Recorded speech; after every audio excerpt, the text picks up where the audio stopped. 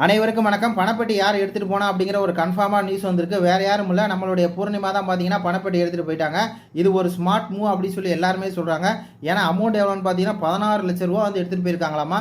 இந்த தகவலை சொன்னது யாருன்னா, இதுக்கு முன்னாடி பாத்திமா பாபு அப்படின்னு சொல்லி பார்த்தீங்கன்னா ஒருத்தவங்க பிக் பாஸ் இருந்தாங்களே, அவங்க தான் வந்து இந்த போஸ்ட்டும் போட்டு ஸ்மார்ட் மூவ் பூர்ணிமா, இது வந்து வேறு லெவலில், நீ வந்து கஷ்டப்பட்டதுக்கு உனக்கு வந்து இது சரியான ஒரு முடிவு அப்படிங்கிற மாதிரி போட்டிருக்காங்க.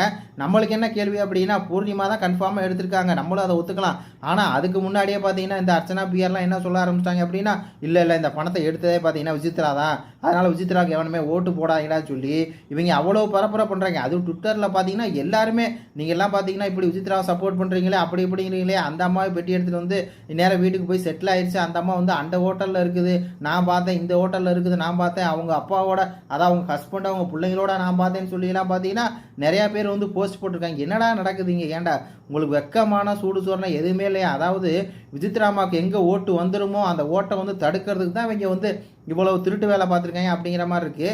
ஆக்சுவலாக எடுத்துகிட்டு போனது பூர்ணிமா 16 லட்சம் ரூபாய்க்கு. ஆனால் நீங்கள் என்ன சொன்னீங்க தெரியுமா, 2 நாளைக்கு முன்னாடியே 10:45க்கு எடுத்து விட்டு சென்று விட்டார் அப்படின்னு சொல்லி. எதுக்குடா உங்களுக்கு இந்த மானகட்ட பொழப்பு அப்படிங்கிற மாதிரி தான் இருக்குது. இது பற்றி உங்கள் கருத்துக்களை சொல்லுங்கள். நன்றி, வணக்கம்.